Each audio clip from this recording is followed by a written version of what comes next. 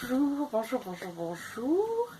Je suis trop contente de faire cette vidéo parce que hier soir, j'ai terminé un roman qui s'appelle Le monde n'existe pas de Fabrice Humbert aux éditions Gallimard. Et en fait, ce livre, alors déjà en lui-même il est très bien. En plus, c'est pas ce que je lis d'habitude, donc c'est un cadeau qu'on m'a offert. Et agréablement surprise parce que déjà la plume de l'auteur est très bien, mais l'histoire en elle-même est aussi super intrigante. Le petit bémol que je mets tout de suite comme ça, j'en parlerai peut-être dans d'autres vidéos, mais ça m'étonnerait que j'en rachète des comme ça, mais bon bref. Dans le sens où en fait pour moi ces éditions de Gallimard, j'en ai un autre juste ici.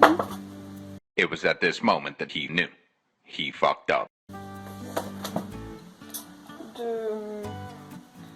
De Grasset. Enfin, vous voyez, ce genre d'édition là qui donne à la fois l'impression d'être luxueuse et en même temps, enfin, moi franchement, il n'y a pas de couverture quoi, il n'y a pas de design qui me donne envie de m'approcher quoi. C'est vraiment un titre, la maison d'édition, l'auteur, et voilà quoi. Donc c'est pas forcément quelque chose vers lequel je me tourne, alors que sûrement à tort, puisque à défaut d'avoir des magnifiques couvertures, la plupart du temps les histoires sont vraiment très bien écrites, c'est très bien ficelé, et donc c'est vraiment un très bon moment que je passe avec ces lectures là. Donc aujourd'hui je vais vous parler, je vais essayer de faire ça rapidement pour pas que ce soit une trop longue vidéo, parce que en deuxième partie j'aimerais vous faire un lien vers un documentaire Netflix que j'ai vu et qui pour moi ressemble à un moment dans le livre, et voilà, j'ai fait le lien, je me suis dit il faut absolument que je vous en parle parce que ceux qui n'aiment pas forcément lire ils pourront au moins regarder le documentaire, et c'était vachement intéressant. Donc bref.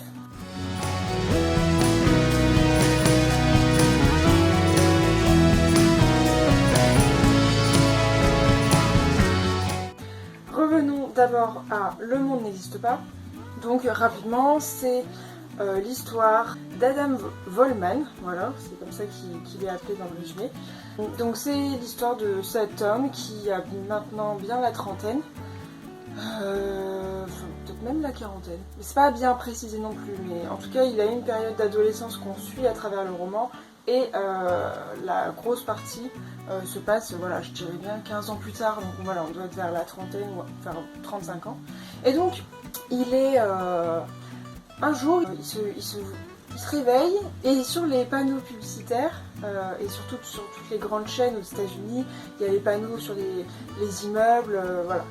Et ben là, il voit le portrait d'un ancien ami à lui, entre guillemets, du lycée. Et cette personne-là est accusée de viol et de meurtre sur une jeune adolescente de 16 ans. Et là, bah, Adam, il se fait un flashback de comment il a rencontré cet homme, de toute l'admiration et même du coup l'amour qu'il avait pour lui. Et il se dit, bah c'est pas possible, ça peut pas être cet homme, il a pas pu tuer et violer une jeune fille, ça lui ressemble pas. Et là, étrangement, on passe sur une sorte de format thriller policier qui m'a vraiment surprise parce que, enfin moi je vous dis, les couvertures, ceux qui lisent du policier, vous savez très bien que ça ressemble pas à ça quoi. On est plutôt sur un roman noir, voilà. Là pas du tout, on est sur une petite couverture bien choupie.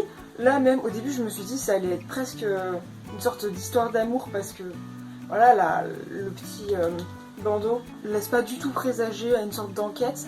Et donc c'est parti pour Adam qui retourne dans son ancien village, sa petite ville des États-Unis, là où aurait été commis le meurtre, puisque Ethan Shaw, et ben, son ami habite toujours là-bas. Donc voilà, et c'est parti, il y va, et s'enchaîne une sorte d'enquête très décousue et très angoissante, dans le sens où au fur et à mesure des pages, on est pris au doute en même temps que le personnage, et l'auteur a réussi à nous donner des informations que nous seuls lecteurs pouvons les comprendre dans un premier temps, et ensuite voilà, tout se dénoue jusqu'à un certain point, et je dois avouer que la fin m'a vraiment déçue parce que pour moi il n'y en a pas. Mais bon, en fait ce qui s'est passé c'est qu'à un moment dans le récit, et là je vais pouvoir le poser, à un moment dans le récit, Adam, il va partir sur une sorte de théorie, comme quoi voilà, il faut peut-être voir ce qu'on ne nous montre pas. Et donc il se met à partir sur le fait qu'une photo a circulé de la jeune fille morte. Et voilà, il va se dire, je vais essayer de la dépioter, d'enlever les pixels, pixel par pixel, de voir s'il n'y a pas quelque chose que je n'ai pas vu qui ressort. Et là, à ce moment-là, mais je vous explique pas, j'ai fait un bond, enfin bon, j'étais dans mon lit, je faisais pas de bond, mais j'ai fait un bond énorme de surprise, tellement ça m'a fait penser à un documentaire Netflix que j'ai vu, je sais pas, il y a peut-être un mois, quelque chose comme ça, enfin on était encore dans le confinement, donc c'était trop bien. J'ai regardé le documentaire s'appelle Don't Fuck with Cat, avec mon superbe accent anglais. Je vous mettrai une image, et franchement je vous mettrai peut-être là, enfin peut-être au moins la bande-annonce, peut-être si elle est dispo pour que vous puissiez aller le voir. Et en fait c'est... Don't Fuck with Cat, c'est l'histoire d'un tueur connu, et un vrai tueur, enfin c'est un documentaire donc c'est une histoire vraie. C'est l'histoire d'un tueur qui... Enfin c'est vachement compliqué à expliquer, mais au tout début en fait il s'est passé qu'un homme a tué 2 chatons. Voilà, point barre. 2 chatons qu'il a mis dans un sac et qu'il a aspiré, voilà. Bref, la vidéo a été postée sur internet et là, enfin, vous savez les réseaux sociaux, vous savez la puissance que ça a, le partage, le dégoût, les commentaires, et donc là ça a explosé, et un petit groupe de geeks, on va les appeler comme ça parce que dans le documentaire il s'appelle comme ça, et bien ce petit groupe va décider de faire une sorte de chasse à l'homme parce que la vidéo de ce meurtre de chat n'est pas isolée, c'est-à-dire que il en a refait plusieurs, avec à chaque fois des mises en scène vraiment creepy. C'était vraiment quelque chose de difficile à voir. Après, moi, les passages où ils les ont montrés, les vidéos, ils les ont pas vraiment montrés dans le documentaire, c'est-à-dire il y a eu des cuts, mais c'était quand même insoutenable. Donc les passages où il y a des extraits de la vidéo, moi je les ai passés parce que c'est pas mon genre de regarder ces choses. Mais toute la partie psychologique et surtout l'engouement et la générosité des geeks qui se sont mis sur cette enquête, tout seuls, en autodidacte. Ils ont même pas prévenu la police parce qu'ils se sont dit mais qu'est-ce que pourrait faire la police quoi. C'est une vidéo d'un mec qui tue des chats. Techniquement c'est immoral, mais de là à parler de préjudice, c'est compliqué. De fil en aiguille, en fait, dans ce documentaire, on découvre toute la magie d'Internet, et c'est là où ça fait vraiment le lien avec le livre, parce que le groupe de geeks va vraiment faire en sorte de décrypter toutes les vidéos et toutes les images postées par le gars qui est complètement taré.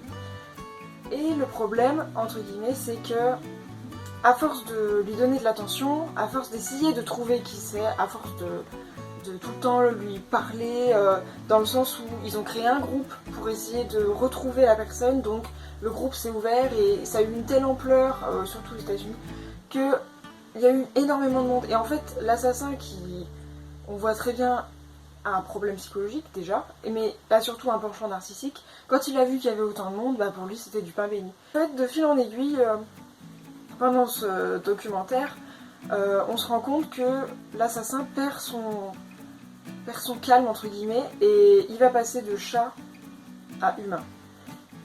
Et là en fait ça doit être au bout du 2e ou 3e épisode, je pense même, oui ça doit être au milieu du 2e, qu'il attaque vraiment et qui tue un humain en fait. Et à ce moment-là, j'ai trouvé ça super intéressant que le petit groupe qui à l'origine s'était juste mis à dépixeliser les vidéos, qui s'était juste mis à chercher les bandes son qu'on entend en arrière-plan pour essayer de le géolocaliser sur la planète, qui avait demandé de l'aide de milliers de personnes en faisant des avis de recherche sur qui pouvait bien être cet homme à la capuche au visage flouté qui tue des chats.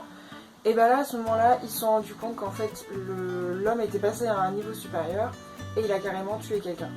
Là je me suis dit la magie d'internet, enfin la magie, oui si on peut appeler ça la magie, mais vraiment ça a été d'une ampleur, ça a pris une ampleur qui en fait n'est possible que depuis l'ère des réseaux sociaux.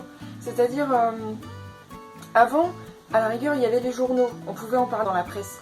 Mais maintenant les réseaux sociaux ça va tellement vite, c'est tellement mondialisé que je pense que enfin ils le pensent aussi le groupe de geeks, si vous voyez le documentaire ils vont vraiment s'en rendre compte et ils s'en mordent les doigts.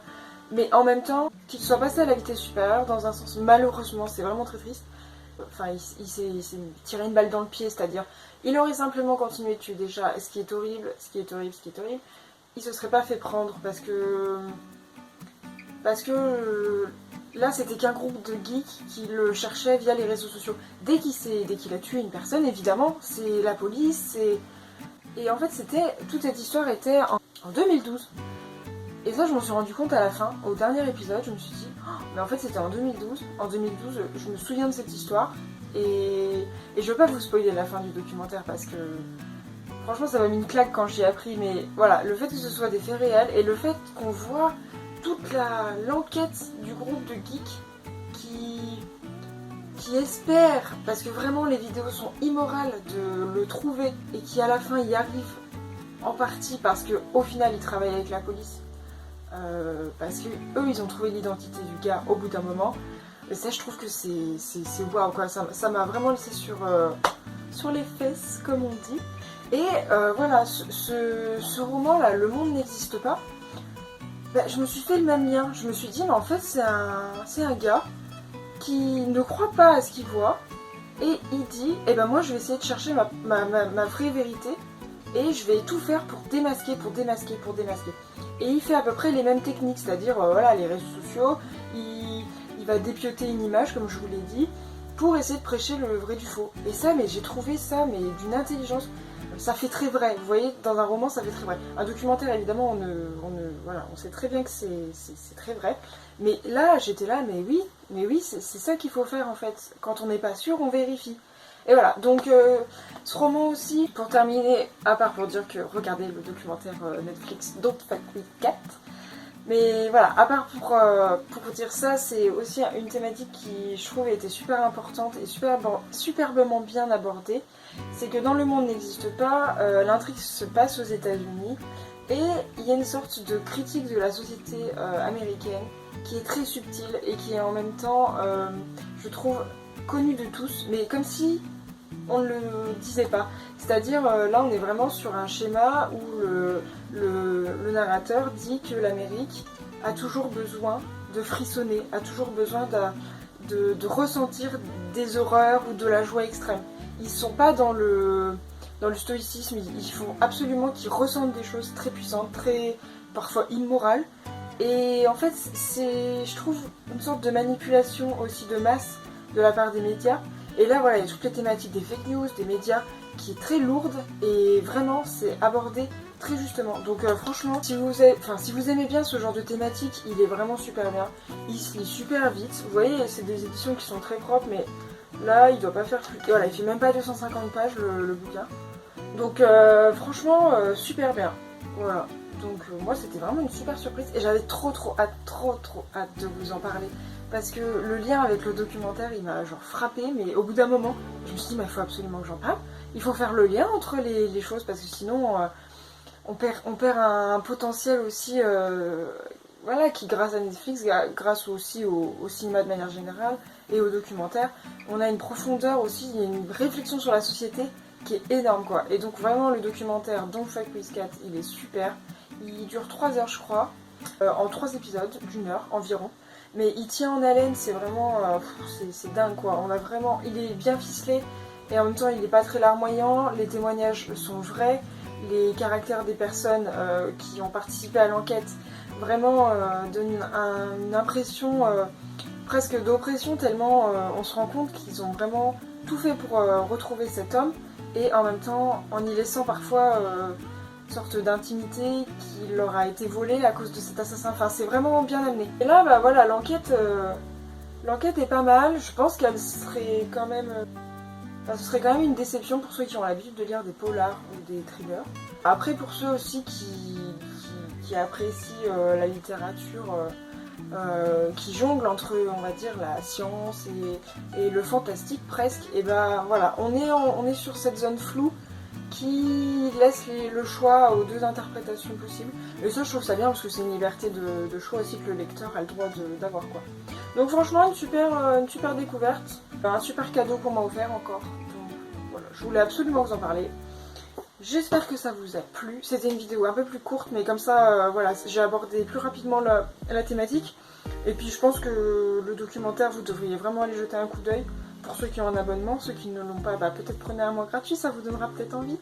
Mais voilà, franchement j'ai vraiment adoré cette lecture, j'ai adoré le documentaire aussi.